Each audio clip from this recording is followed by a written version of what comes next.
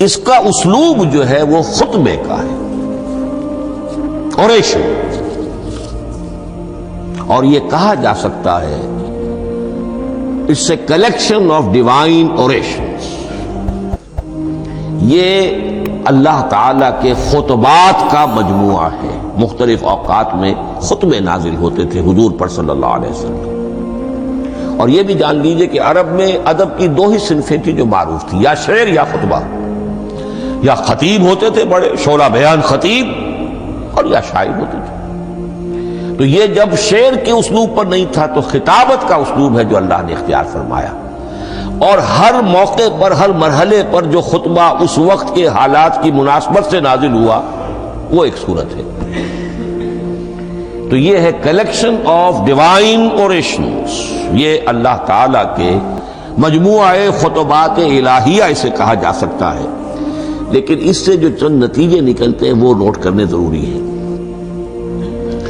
خطبے میں مخاطب اور مخاطب کے مابین ایک ریپور ضروری ہے۔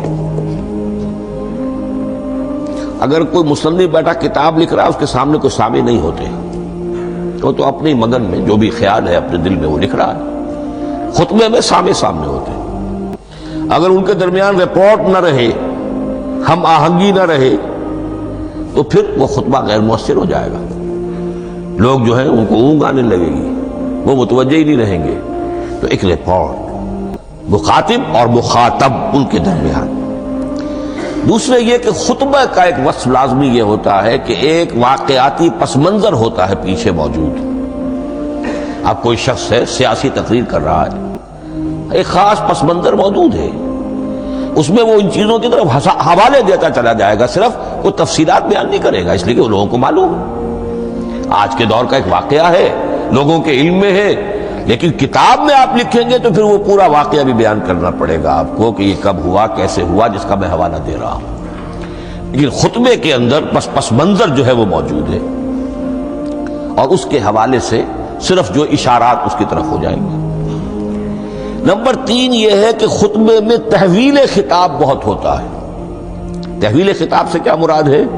ابھی خطیب آپ سے بات کر رہا ہے، آپ سے مخاطب ہے، اور کسی وقت وہ فلاں کو جو یہاں موجود بھی نہیں ہے، وہ نواز شریف صاحب کو خطاب کرنا شروع کر دے گا۔ بھائی نواز شریف تو یہاں نہیں ہے، لیکن خطاب انداز وہ تو تقریر مقرر ہے، سیاسی تقریر کر رہا ہے، نواز شریف کو چیلنج کر رہا ہے، نواز شریف یہ کر دو گے تو ہم یہ کر دیں گے، اور نواز شریف یہ تم غلط کر رہے ہو، یا بے نظیر تمہارا یہ معاملہ۔ ہاں بے نظیر تو وہاں موجود نہیں۔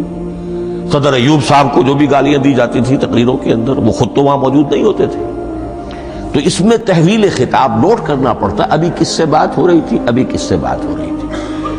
قرآن مجید میں آپ دیکھیں گے ایک آیت میں حضور سے خطاب ہے، اگلی آیت میں کفار سے خطاب ہے، اس سے اگلی آیت میں اہل ایمان سے خطاب ہے۔ تو تحویل خطاب جو ہوتا ہے اس کے حوالے سے نوٹ کرنا پڑتا ہے کہ اس وقت اس آیت کا جو رخ ہے کدھر ہے، اس میں کس کو خطاب کیا جا رہا ہے۔ چوتھی بات یہ ہے کہ خطبے میں صرف عقل سے اپیل نہیں کی جاتی، جذبات سے بھی اپیل ہوتی ہے۔ اسی لیے خطابی انداز کہلاتا ہے۔ خطابی انداز میں لوگوں کے جذبات سے بھی اپیل کی جاتی ہے۔ جبکہ آپ ایک مقالہ لکھ رہے ہوں گے، اس میں جذبات کی بات نہیں آئے گی، ٹھنڈی ٹھنڈی عقلی باتیں، منطقی باتیں، دلیل صغرا کبرا جوڑیے، نتیجہ نکالیے، وہ لوگوں کے سامنے رکھیے، تصنیف ہے۔ لیکن خطبے کے اندر صرف عقل نہیں، جذبات سے بھی اپیل ہوتی ہے۔ اب یہ سارے اوصاف میں جو بیان کر رہا ہوں یہ سب قرآن مجید میں تمام و کمال بدرجہ اتم موجود ہیں۔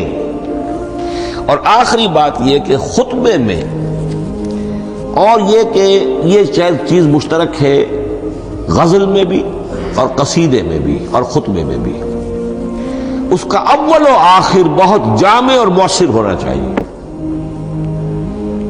اسی لیے مطلع مقطع یہ خاص طور پر ہوتے ہیں نا۔ مقطع میں آ پڑی ہے سکون گسترانہ بات، جس غزل کا مطلع جاندار ہے اس کو آدمی پڑھے گا، اور اگر وہ مطلع پھسپھسا ہے وہ باقی نظم پڑھے گا ہی نہیں، چاہے آگے اس کے اندر بڑا عمدہ شعر بھی ہو وہ نہیں پڑھے گا۔ مطلع ہی جو ہے بے جان ہے، پھسپھسا۔